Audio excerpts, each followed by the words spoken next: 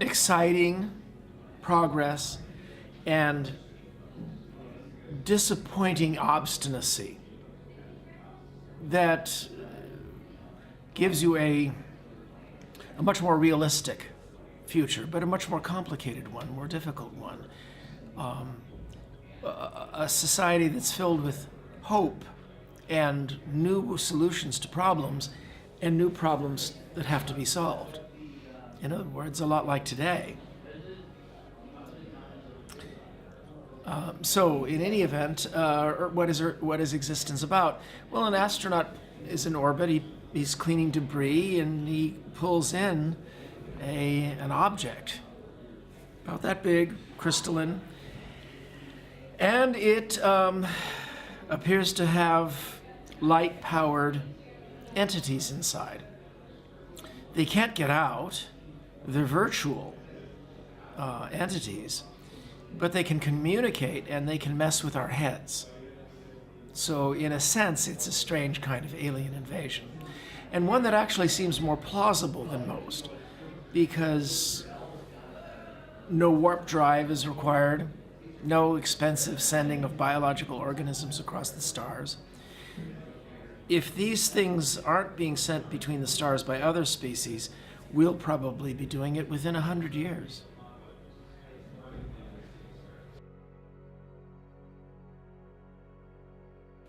Eliezer Yudkowsky has been working hard on the AI in the box problem. In fact, he's got a wager out there saying that he can persuade anybody to let the AI out of the box with just reason and arguments. Perhaps.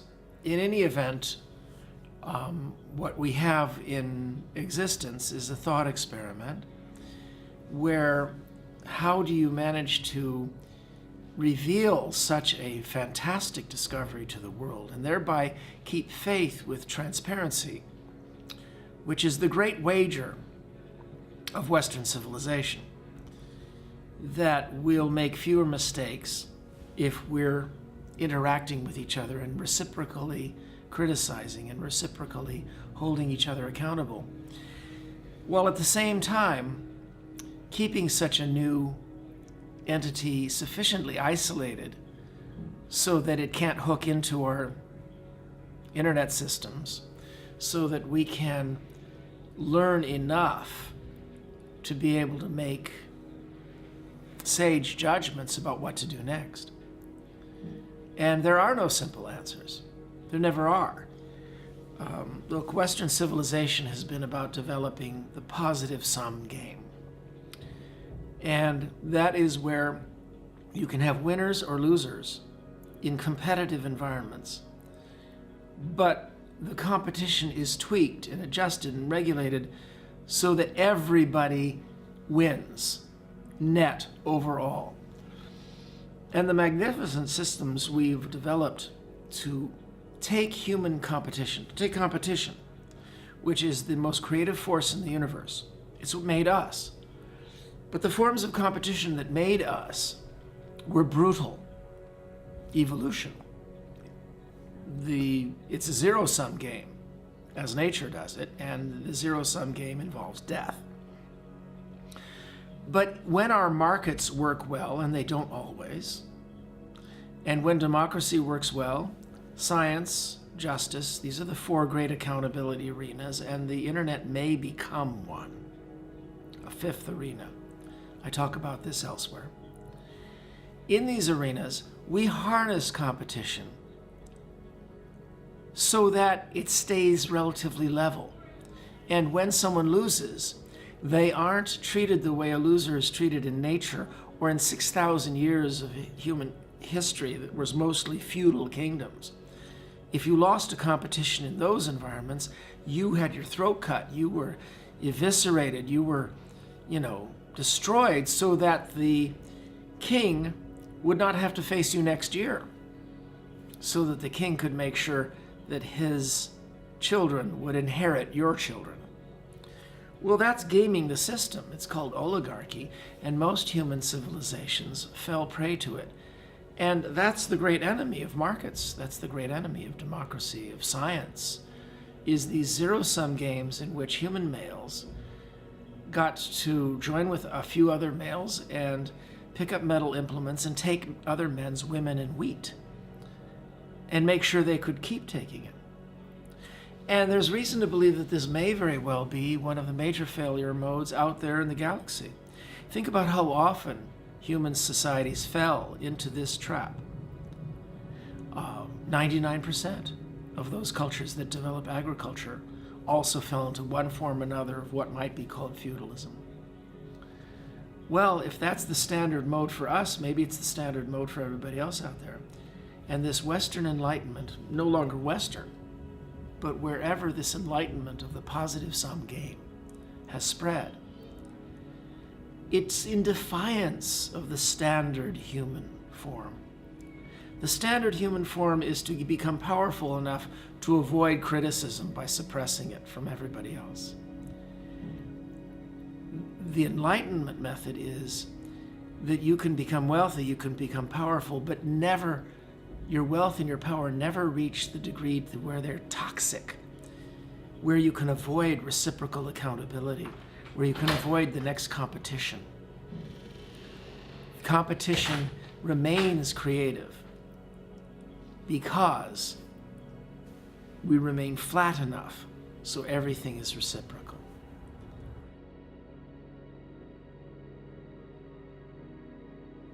We have this trade-off between being self-interested in our own reproductive success, which is what Darwin has tuned us for, and participating in the tribe, the nation, the family in such a way that the common good raises all boats, and that will help our reproductive success.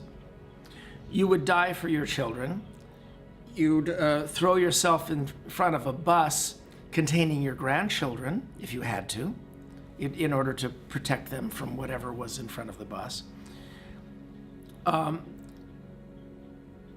Your interest gets diluted, but in the end, the fate of all of humanity is all of your children. It's all of your grandchildren. So if you are able to extrapolate 1 generation, 2 generations, 3 generations ahead, which is what science fiction is supposed to be about.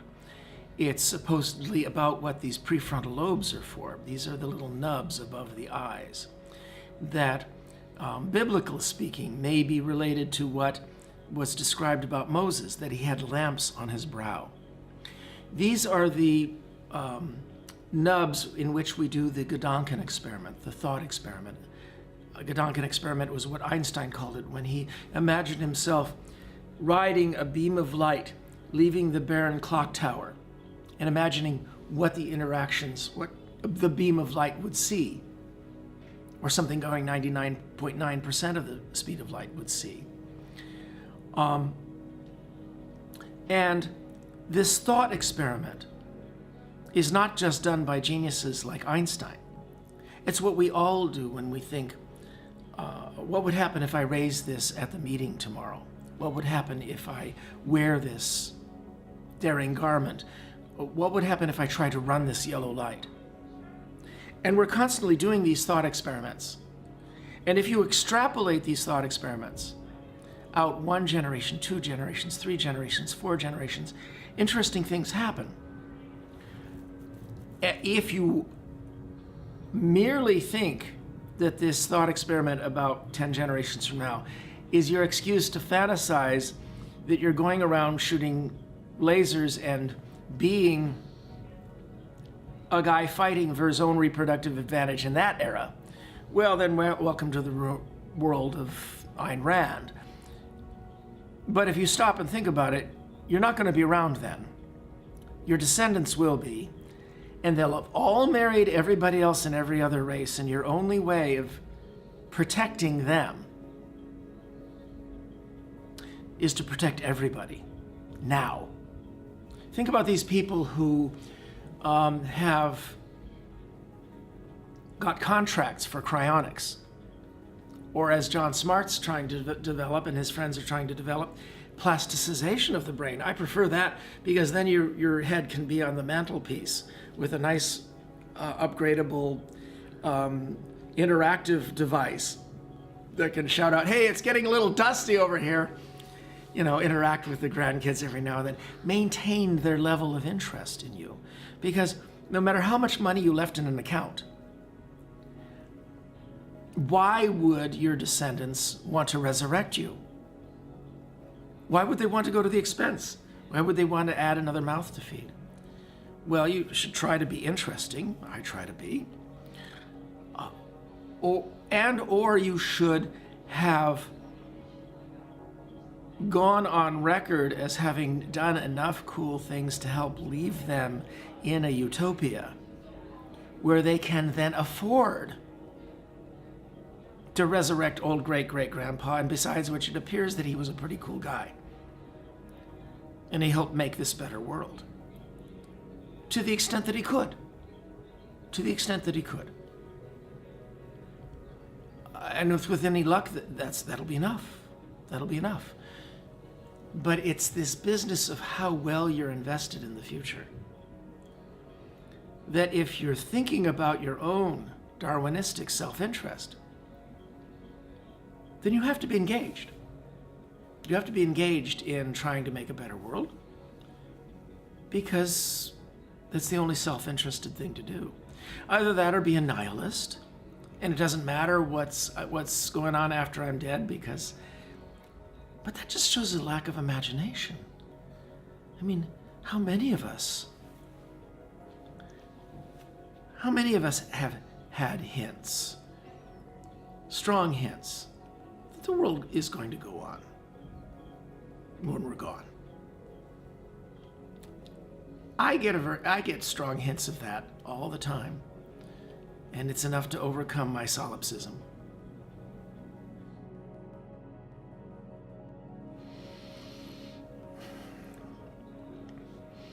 How do we convince people to get engaged in the creation of a utopia? Well, I think Gene Roddenberry did more than anybody by presenting us with a science fictional future that believed in us. Unfortunately, there's what's called the idiot plot. Most science fiction that's set in the future, there's one fundamental rule. You have to keep your heroes in jeopardy for 90 minutes in order to have a fascinating movie. You have to keep them in jeopardy for 350, 400, 500 pages of a novel. How can you do that? Well, the easiest way to do that is to assume that the future is filled with idiots, that big mistakes are made, that the obvious solutions aren't brought into being. I'm thinking of Jurassic Park, for example. You who Jurassic Park guy, here's a suggestion. Make the herbivores first. Make only herbivores first. 1 billion people will come to your park. You'll be a trillionaire. And meanwhile, the security systems will get all their testing out and then make just one T-Rex, just one. And 1 billion people will come back. Well, if you assume the idiot plot, then you can get your heroes into pulse-pounding jeopardy. But you've spread a poison. Best example I can think of is Avatar. Clearly, James Cameron does not want to spread a poison. He wants to spread good, chiding, but good messages about being responsible, about wanting to make a better world. I'm totally there with him, and I'm totally there with him politically and on his goals. But by going with the idiot plot and having to assume that all of human civilization is horrible, he actually spread the opposite message. We can't do it. We can't be better. Give up. It would have easily been fixed if he had just altered the first 10 minutes of the movie. Jake Scully arrives. He's joining the military protection unit. But meanwhile, there's the good human governor appointed by a decent, imperfect human civilization that desperately needs what's on this planet. But the good human governor is under orders, try your very, very best. Don't be rapacious. Don't repeat honkies and Indians. Don't repeat dances with wolves. And he's negotiating a treaty on one of those floating islands with the moderate Na'vi, the ones who aren't obstinate jerks, who insist that their way is the only way in the world, but Na'vi who are actually possessed of the gift called curiosity. And they're interested in this science that these guys have brought. They're interested in starships. You need some of this unobtainium stuff? No, you're not going anywhere near our fricking trees. And there's going to be Na'vis on every single site where you're digging. And you're going to put everything back. But in exchange for a starship, and they're about to negotiate this treaty. The moderate Na'vi, the good human governor and his staff, and this floating island blows up. And the head of the company says, now my hands are free for 6 months, and if there's a pile of unobtainium waiting on the dock, they won't question my methods. And the whole rest of the movie can proceed apace. The entire rest of the movie. Because the human assholes are in charge of the human detachment, and the Na'vi obstinate jerks are in charge of the Na'vi. And they go at each other. Well, believe it or not, that's historically accurate. That's precisely what happened in many of the interactions between the Native American and the and well-meaning treaty makers on the part of from Washington. It would be more historically accurate than what he did, but it also would imply this is a mistake. This shouldn't have happened. We tried. We didn't try hard enough to keep it from happening. That's different than saying humans are inherently evil. It'll never work. Give up.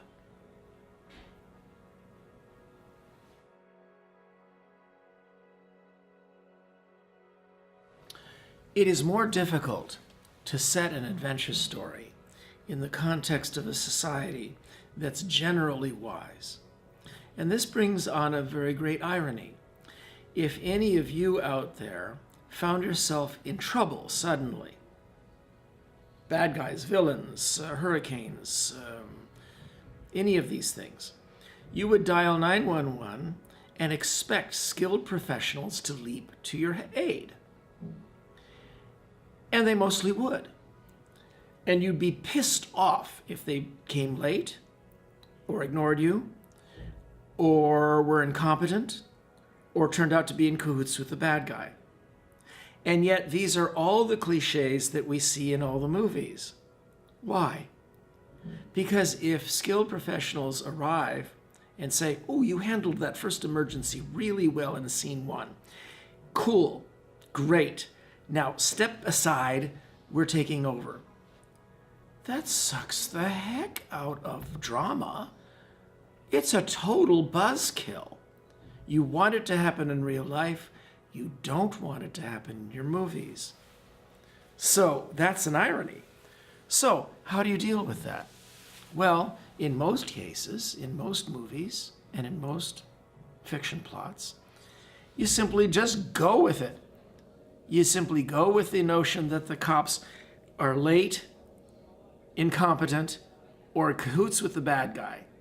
Or the final saving grace is the bad guy is so powerful that the cops provide lots of victims to be flung in all directions. And so then the cops are allowed to be competent. In Independence Day, the aliens are so hairy that the United States government and its military are allowed to be good. Wow. See the sliding scale? What I always appreciate are films and books that find a way to keep the heroes in jeopardy while being members of a decent civilization filled with skilled professionals.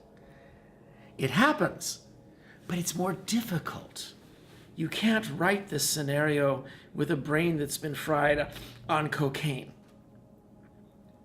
It takes actual writing to do this.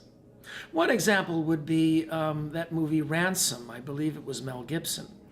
Don't care for him that much as a person, but he was good in that movie.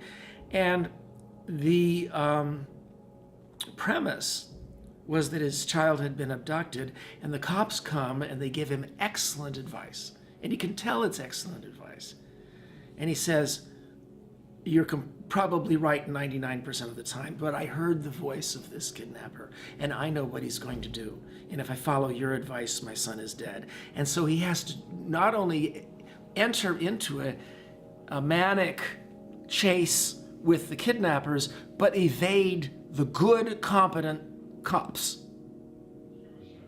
Another example is The Fugitive, where the cops' competence are the driving plot that the guy has to overcome. Society made a single point mistake, failing to investigate well enough and acquit him of a crime. From that point on, society becomes his personal adversary, even though, except for that point mistake, it's utterly competent and utterly right. Tommy Lee Jones's U.S. Marshal in that case. Boy, I'd hire him. That's an example of where the idiot plot is avoided, and instead you're managing to keep pulse-pounding jeopardy going in a film without propagandizing the hateful, toxic message that so much of Hollywood propagandizes, and that is give up. You're a member of a civilization that's filled with incompetence and nastiness, and just for their own convenience in plotting the movie, they spread this poison. There is one exception that's systematically an exception, and that is every single Spider-Man movie. The three with Tobey Maguire had this rhythm in which several times in a row, Spider-Man saves New Yorkers.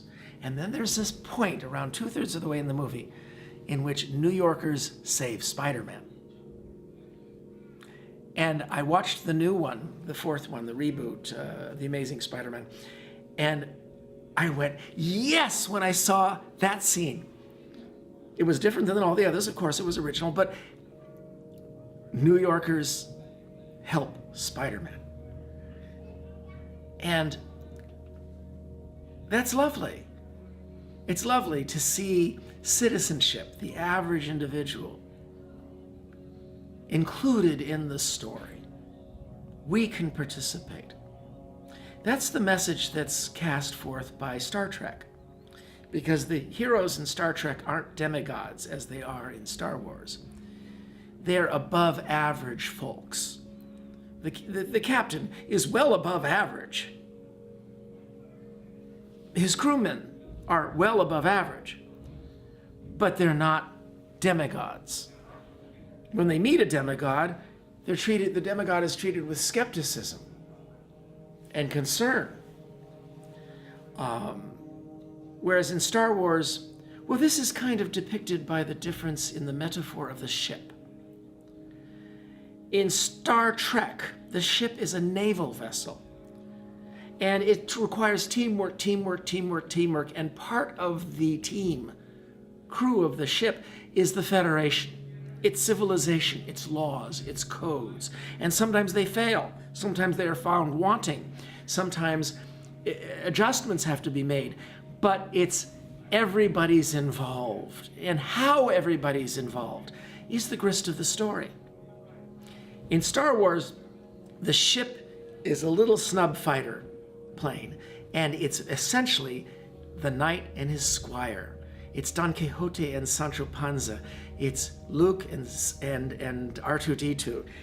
It's a fighter plane, and there ain't no room for civilization on a fighter plane. So it's all about demigods. It's about the silk scarf, way above all the spirit carriers, who in the Star Wars universe have only one choice. They can choose which group of demigods to die for. The pretty ones, who therefore are automatically good, or the ugly ones, who are automatically evil. That's pretty much it. Alas, this vast moral lesson. And of course, don't get me started on Yoda. Probably the single most evil figure I've ever seen in mythology. Why do I think Yoda is evil? Well, fine, name for me one thing he ever says that's wise or good. One time that he is ever actually helpful. Every time Mace Windu, who is wise and good, tries to say, we'd better tell the Republic about this, so the Republic can know, so democratic institutions who hire us, who we're loyal to, can know what's going on, so they can prepare. Yoda always overrules him. Yoda says, train him we cannot, because he is so dangerous. Excuse me, if he's dangerous, train him you should, instead of leaving it to the least experienced master to train this super uber duper midichlorian demigod. And leaving his mom a slave out there for 20 years? Reach into your left pocket, Yoda, and get a little bit of petty change. The petty change, the 1/1,000,000% of what you spent on buying clone army. Spend that on buying the dangerous guy's mom, so he won't go crazy.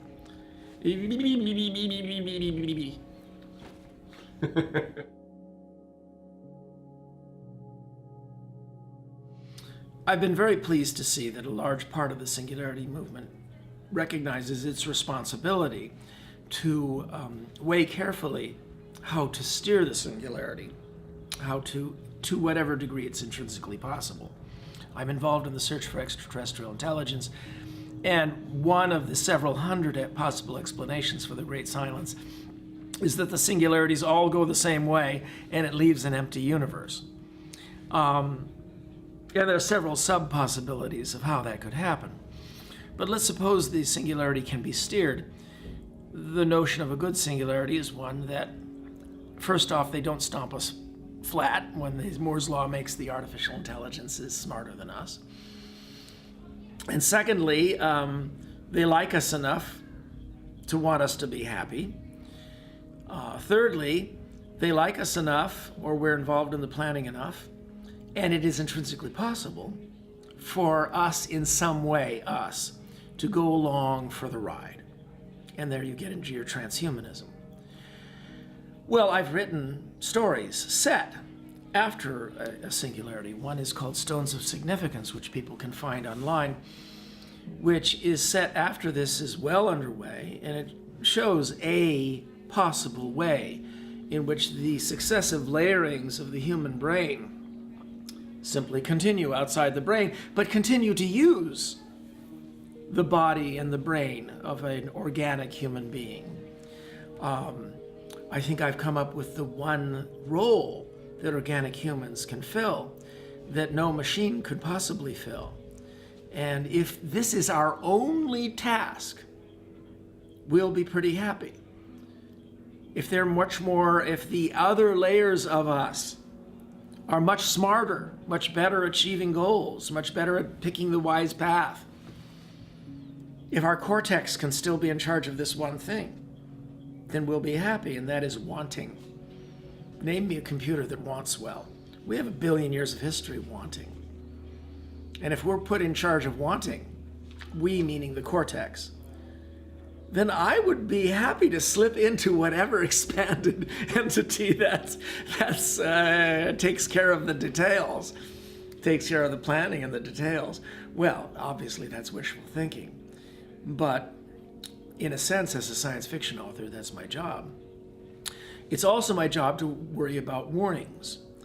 And the one place where the most money is being spent on artificial intelligence right now, and it's being spent in secret with no attempts at accountability, no attempts whatsoever to check against possible deleterious outcomes, and no attempts to isolate or control the entities they're building.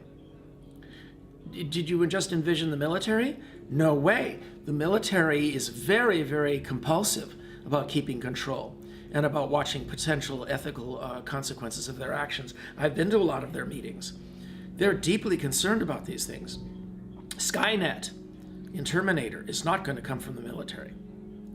It'll come from high-frequency stock trading programs. This is where billions are being poured into in artificial intelligence. It's all secret, and it's all based on making more intelligent, more smart, more ferocious, and more fierce programs that are designed fundamentally to be predatory and parasitical. This is dangerous, and you're warned.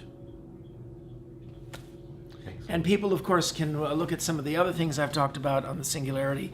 For instance, at the Singularity Conference a year or so ago, I talked about why singularitarians and transhumanists, if they're such smart people, ought to read the Bible.